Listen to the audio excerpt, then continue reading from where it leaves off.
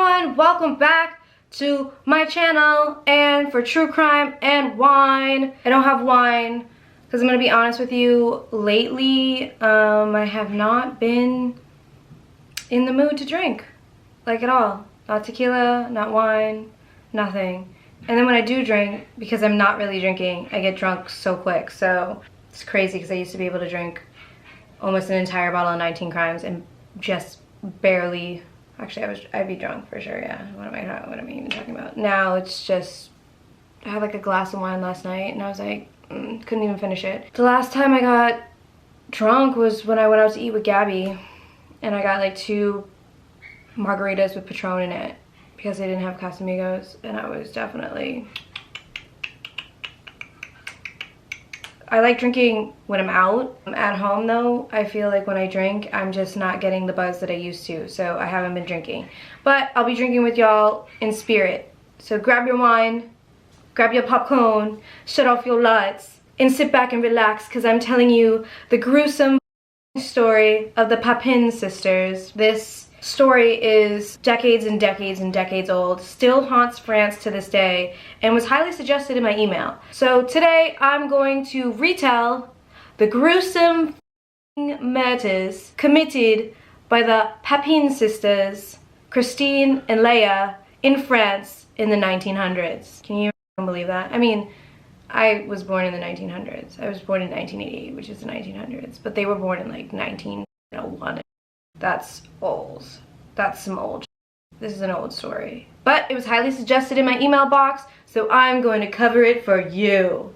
So let's get into it. These 2 sisters killed their employer in the most disgusting, disturbing, demonic, bizarre, batshit motherfucking crazy way. They were maids. They killed their employer and her daughter. But we'll get into that later. I'm just letting you guys know that I've been doing true crime for all of 3 months or so, and I've read a lot of fucked up cases. In fact, pretty much all of them are fucked up. But there's a particular part of this case that it just doesn't sit well with me, makes my stomach turn a little bit. And I'm just letting you guys know, if you have a weak stomach,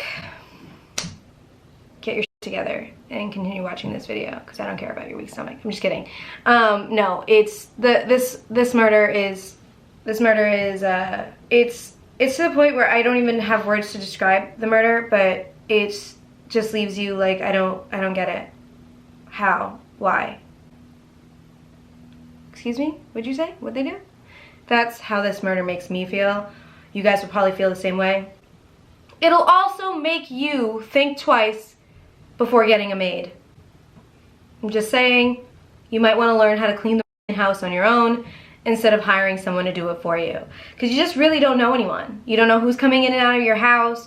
You don't know what they're saying about you, how you make them feel. This also will make you, if you own a business and you have employees, treat them with kindness. Because they might just slaughter you like the Papin sisters did to their employer. Just saying, be nice to the people that work for you. Because they may come back to your place of work one day and kill you.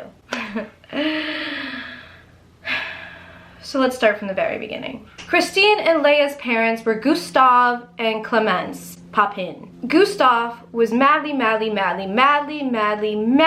love with Clemence. It's French, probably saying it incorrectly. I wish I knew French, man. I think it's like, I mean, I don't know if I would date a French guy, but I think it sounds really beautiful on women. So it'd be cool if I could, you know, break out and speak some French right now. I can't.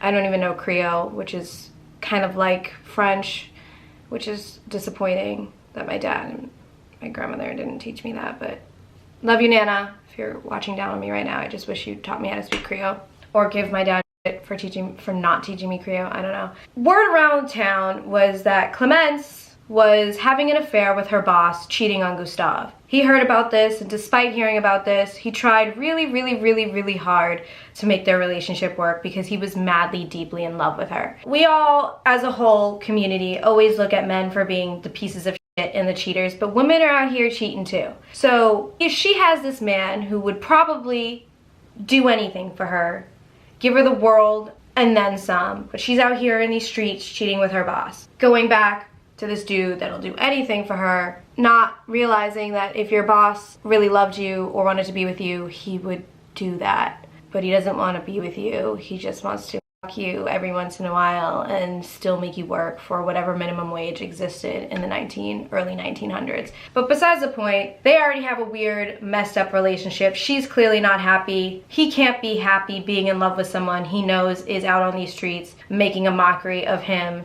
and his love for her, because she's cheating on you, dude. She can't be in love with you if she's cheating.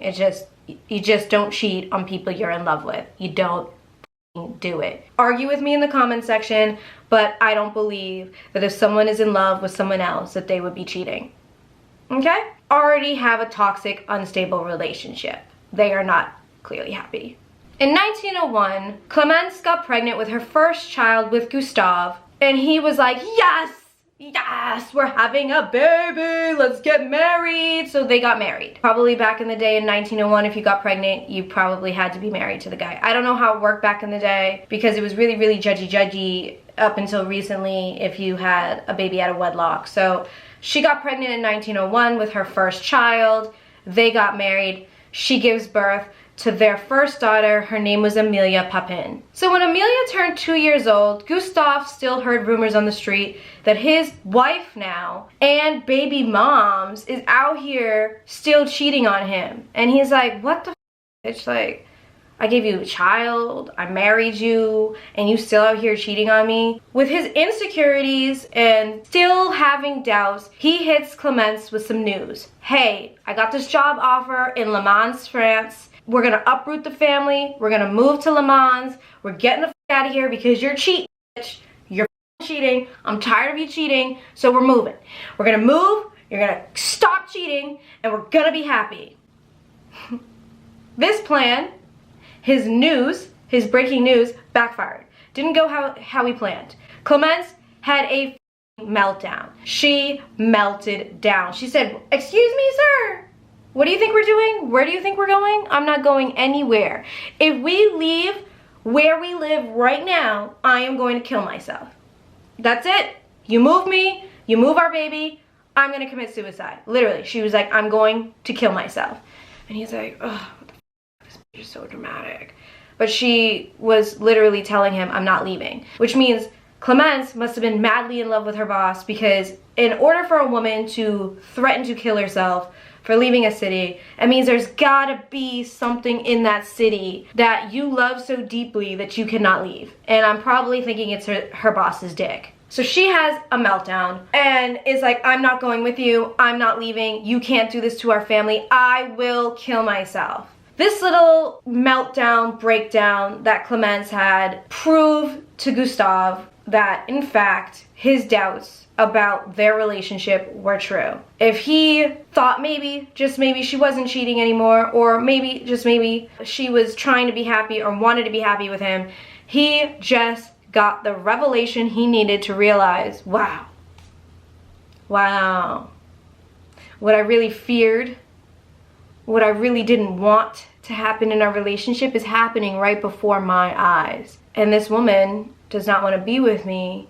and I gotta get the fuck out of this town. I have to. I got to leave, and she's got to come with me. I can't have her cheating on me when I gave her a child and I married her and I'm madly, deeply in love with her. Well, dude, she doesn't love you back. She just doesn't love you. Eventually, Gustave convinced Clemence to move their family to Le Mans, France. He was thinking this would be a great way to start over, a new chapter in their book of love and romance and family. And actually, it hindered their relationship, and it just went downhill from there. So he gets them to move, they move. Clemence hates his guts. She shuts him off completely, emotionally, sexually, physically. She's just miserable with him. So he doesn't know how to deal with his heartbreak and his pain. So he turns to alcohol to soothe it. She's in severe depression. He's turning into an alcoholic. Their life is a shit. It's a shitstorm. It's an unhappy, not good, unstable, toxic relationship and family home. Now, word on the street is that Clemence was a lunatic. Everyone called her crazy, which, I mean, okay. I feel like every woman at some point in their life gets labeled crazy. But Word on the streets is that she was a crazy woman.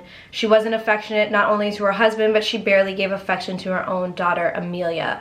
Now, if you are in a marriage, a loveless marriage, or a one-way street kind of love marriage where he loves her, she doesn't love him, she clearly seems to be madly in love with someone else in France. And then she has a child with this man that she's not in love with. So this child is a product of a loveless relationship she has with a man she doesn't even want to be with. So I can imagine mentally and physically how she probably didn't have love for her husband. Therefore, when she looked at her daughter, she was reminded of how she was in a situation she didn't want to be in with a man she didn't love, and therefore had a lack of love for her daughter. Basically, I can see Clemence being a miserable bitch. I can see it. So, I mean, that doesn't make her crazy. It just makes her kind of mean. Your daughter didn't come into this world knowing you're with your current husband. Stop treating your daughter like shit. You know what I'm saying? It's like not cool. It's not cool. Okay, Clemence? If you were still alive, which you're clearly not because this was 1905 whatever, you would be told that you're a shit mom. Because even if you have a baby with someone you don't love or don't want to be with, you can still love your child.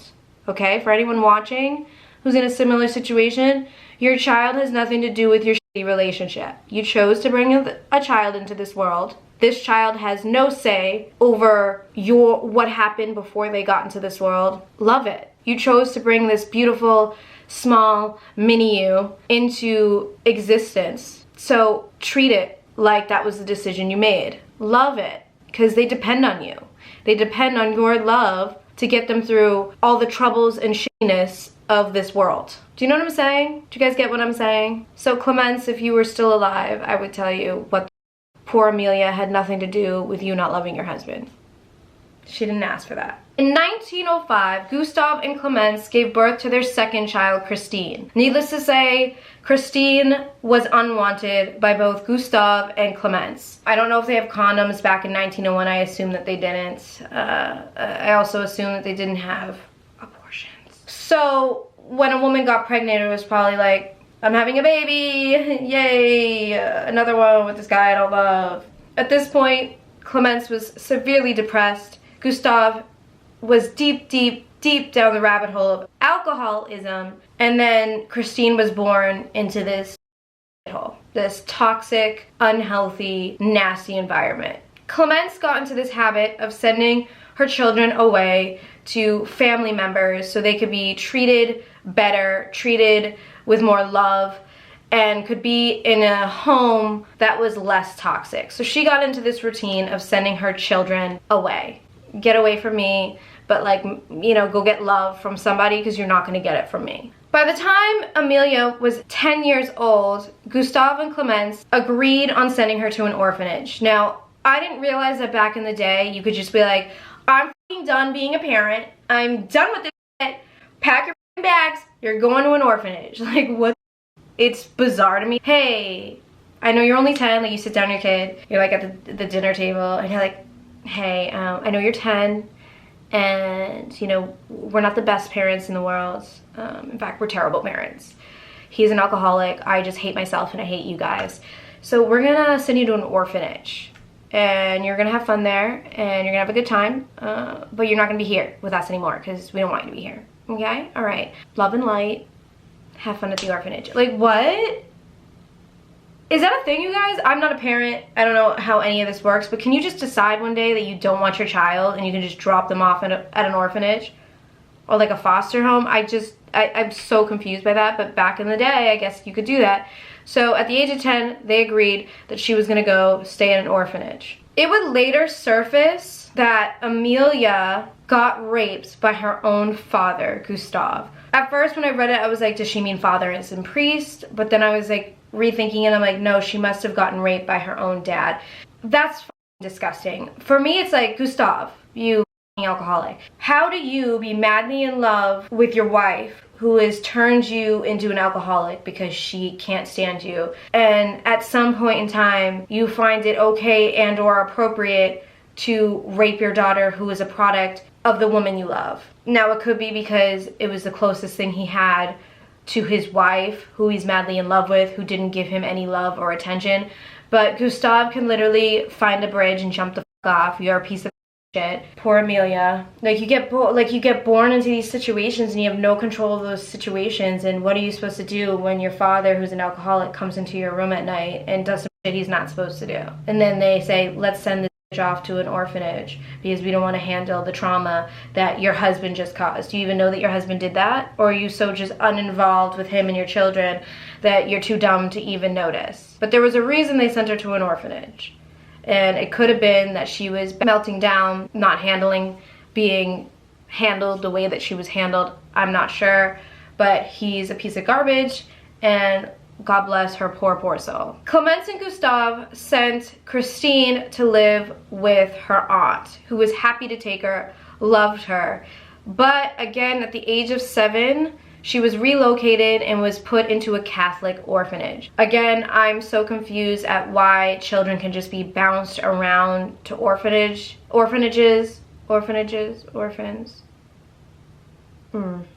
feel like I'm not saying that correctly.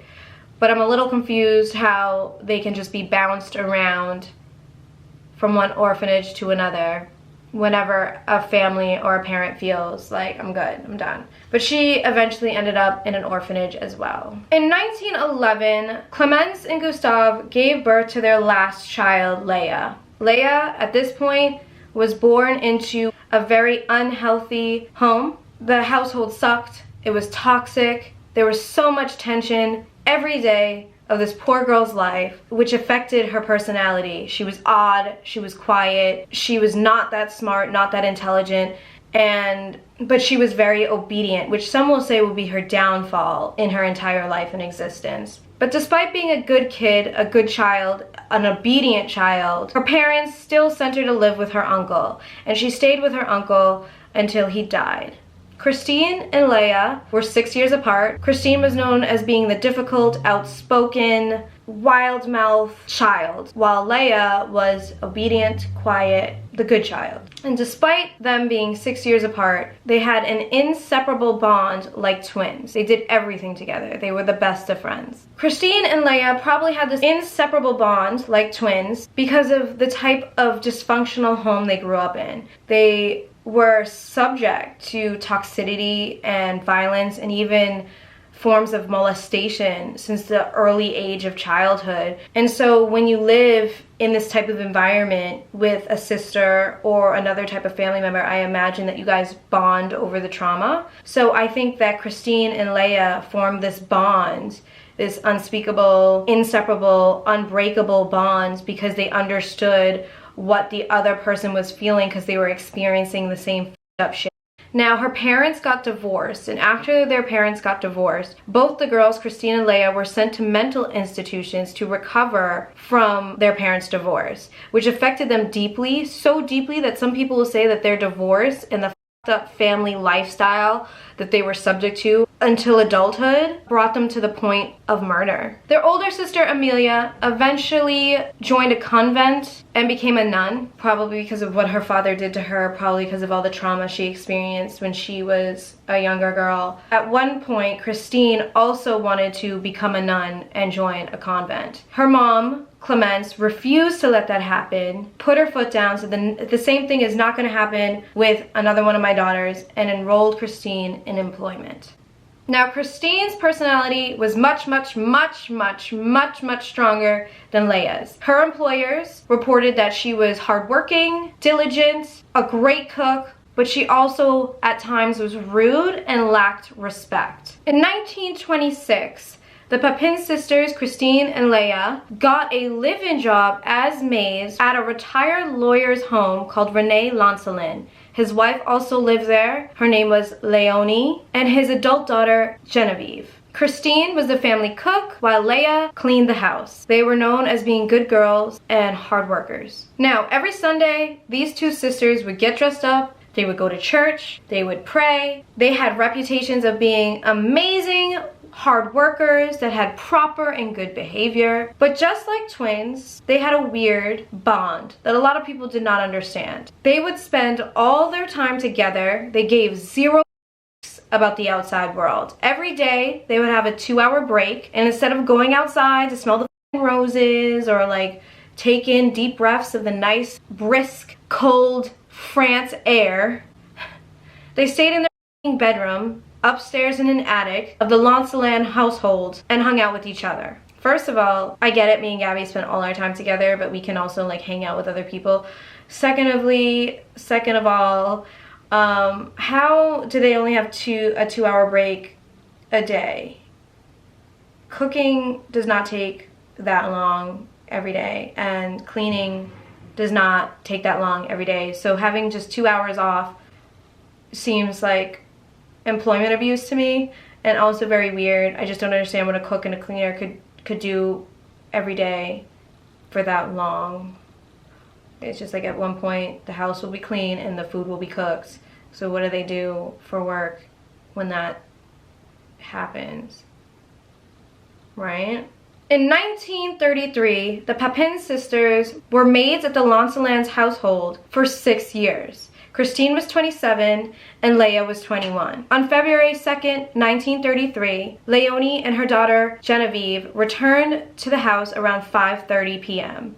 The house was dark, there was no lights on. That was the second time that week that the iron had short-circuited and caused a fuse to blow, causing the electricity to go out in the family home. Coincidentally, on the day of the murders, the repairman had dropped back off the iron and had told Christine that there was nothing wrong with it. That same day, she went to go use the iron, and the iron malfunctioned and blew a fuse and caused the whole electricity of the house to go out. When Christine informed Mrs. Lancelin about what happened with the iron, Miss Lancelin was not okay with it. She was rude, she was condescending, and arguments started to ensue with both the sisters, Mrs. Lancelin and her daughter Genevieve. Then, lo and behold, Christine snapped.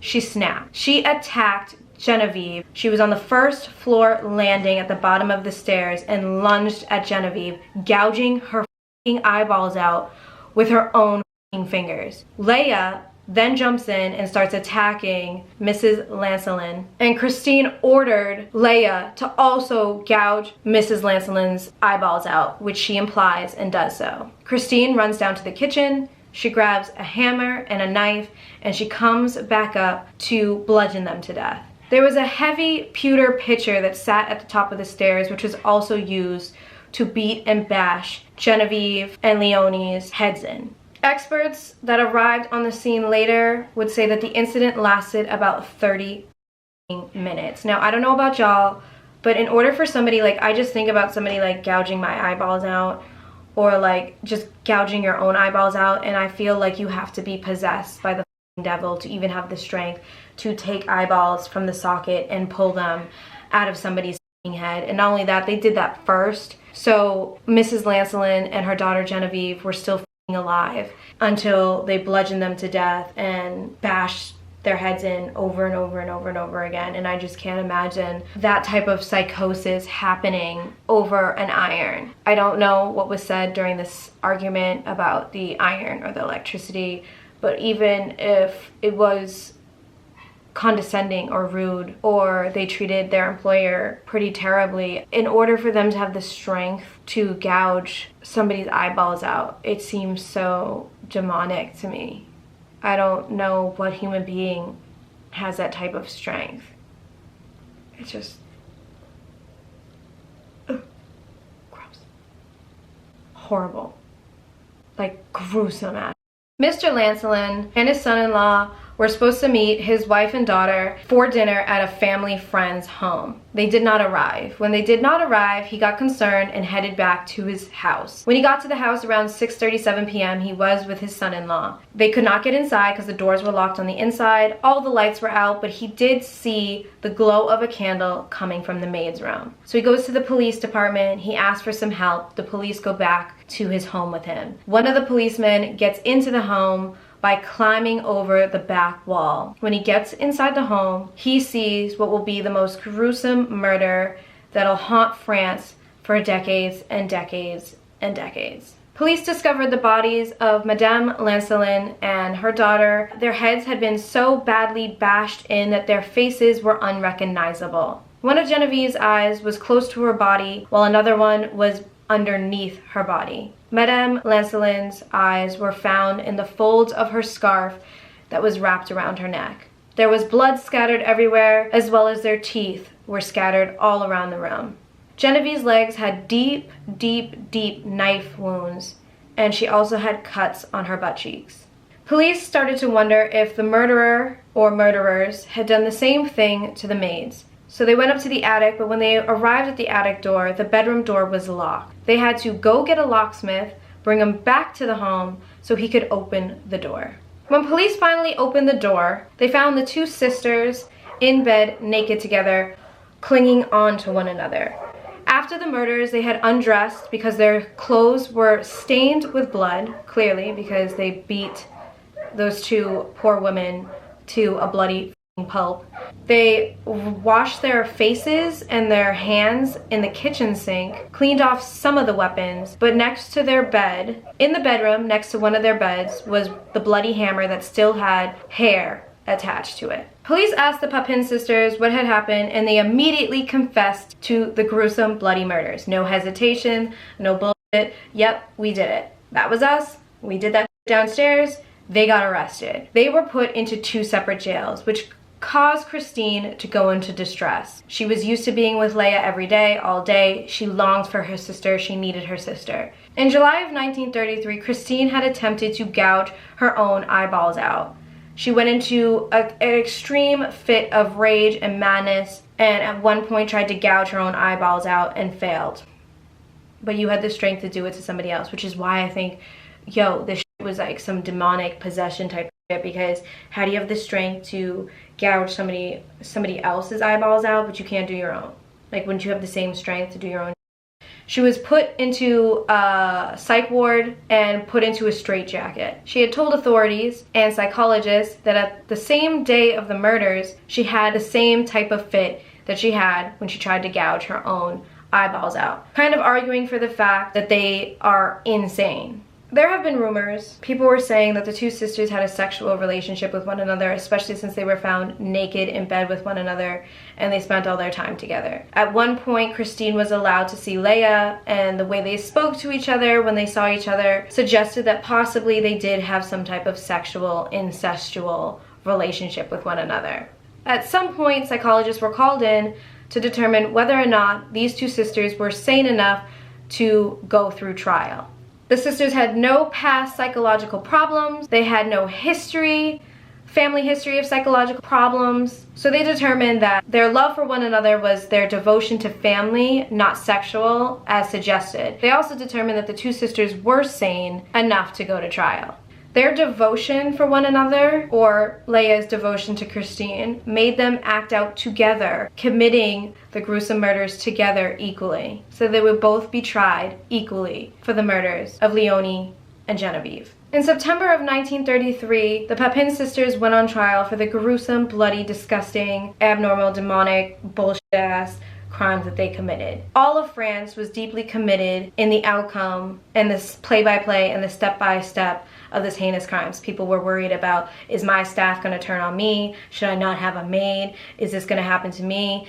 Are my employers going to turn on me and kill me too? So everyone was deeply invested in what was going to happen at the trial. During testimony at the trial, Christine was labeled as the dominant sister. Leia was completely dominated by Christine, to the point where she basically lost her personality and became Christine. It's almost as if they became one person.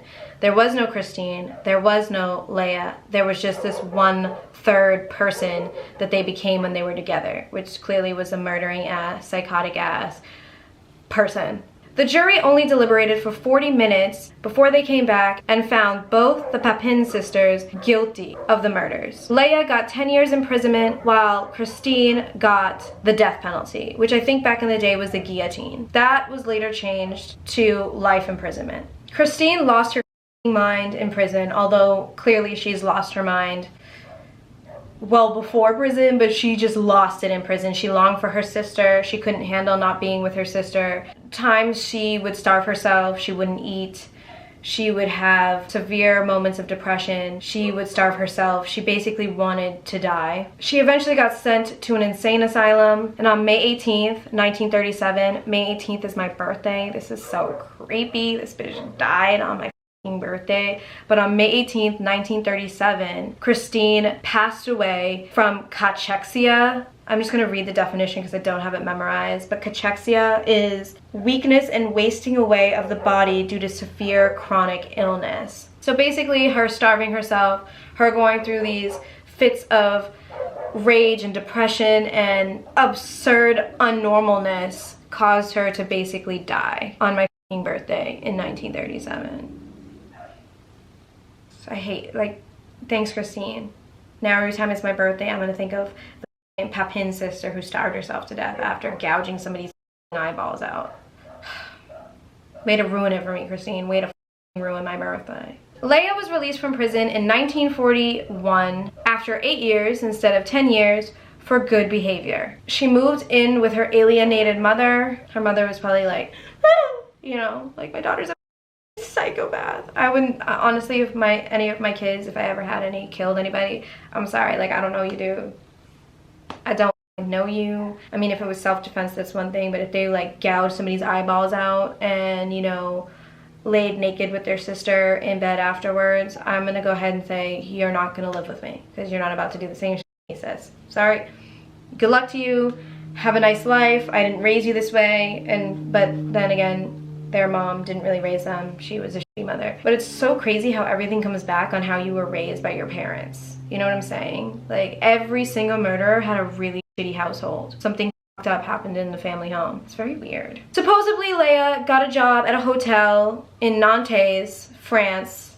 I don't know if I'm saying that correctly. Using a false identity, because clearly she can't say her name because no one in France would ever hire someone who gouged out the eyeballs of somebody else. So she had to use a fake name. Some believe that Leah died in 1982, but in 2002, a filmmaker called Claude Ventura made a documentary where he claimed he found Leah living in a hospice in France. She was paralyzed from a stroke and she died in 2001. So I'm not quite sure when she died. It could have been 1982. It could have been 2001 if the documentary was true. Even online, every article I read, no one's quite certain which one it is, but she eventually passed away. I'm gonna go ahead and assume, well, first of all, I just want to, like, show this picture of Christine, which will haunt my nightmares for all of time. And then the fact that this scary face died on my birthday will literally probably haunt me on my birthday till the end of time. But she's horrifying. She's just a scary individual. Like, if this woman passed me in the store, I would shit myself. I would be very scared. I would not be comfortable at all, whatsoever. But she's a psychopath, clearly. She looks like she's a psychopath. There's, like, no way around it. She just looks like a psychopath. I'm gonna go ahead and assume that neither one of these girls ever got dick, and maybe if they did get dick, they would be less of psychos. And if they were lesbian sisters, which is disgusting, and incest, I think, is against the law, then it explains, you know, even more issues that they had. Issues that I can't comprehend or give lessons about because I don't understand them. But I would say if they did get dick in their life, they would not be killers and they wouldn't be as miserable. So dick could have saved their lives. That's the lesson that we're learning today in this true crime. It's unfortunate that they turned out this way, and it's unfortunate that they were with somebody for 6 years, and for 6 years this family had no idea that at some point they would come home and be killed in such a terrible, horrific, disgusting manner. Gouging somebody's eyeballs out to the point where they're, like, chilling in the folds of a scarf is some crazy bat mother shit. Some say it's because of class prejudice and the rich versus the poor, and the poor finally snapped. Others say it's because they worked long hours and they barely got breaks. Some just say it's a classic case of extreme psychotic personality disorder. To this day, people can't answer the question of why the Papin sisters did what they did. No one. Every article I've read, no one could answer that question. In fact, their articles would end with, "We have no idea. why the Papin sisters did what they did. So I can't finish this true crime by telling you why they did what they did, because I don't understand it at all. I mean, if they got treated like day in and day out by their employer, then quit. It's pretty simple. Get a new job. But to get to the point where you gouge a human being's eyeballs out and then bash their head in to the point of them being unrecognizable, that is something that I can't explain by what I read on these sisters. So if you guys want to sound off in the comments below of what you think brought them to the point of doing such a terrible, horrific, nasty crime, go ahead and do that. Anyways, that is the true crime of the week. I'm sorry that I'm posting so late, but it was the holidays, so the holidays really took most of my time. I will have another true crime this week coming up, which is like tomorrow, because it's Sunday, so tomorrow is Monday, so I'll have another true crime next week. But I hope you guys enjoyed this story. It was very, very highly requested in my email. I got so many emails for this story. But give this video a thumbs up or a thumbs down, but as I always say, if you're giving it a thumbs down, you probably shouldn't be on this channel. But if you are gonna be here, make sure you hit that subscribe button, but also hit the bell, because if you don't hit the bell, you will not get notifications. And if you don't get notifications, what is the point? Follow me on social media. All my social media is in the description box. But most importantly, subscribe to our Wave. Vlogmas starts tomorrow on our Wave channel. A new video every day for Christmas on our Wave. Link is in the description box. Subscribe, subscribe, subscribe, subscribe. Subscribe to our Wave. And that's it. I love you guys to the moon and back. Be safe. Be nice to your employers. And if you are to the point where you feel like you're gonna kill your boss, get a new job. And also get a therapist. Okay? Alright.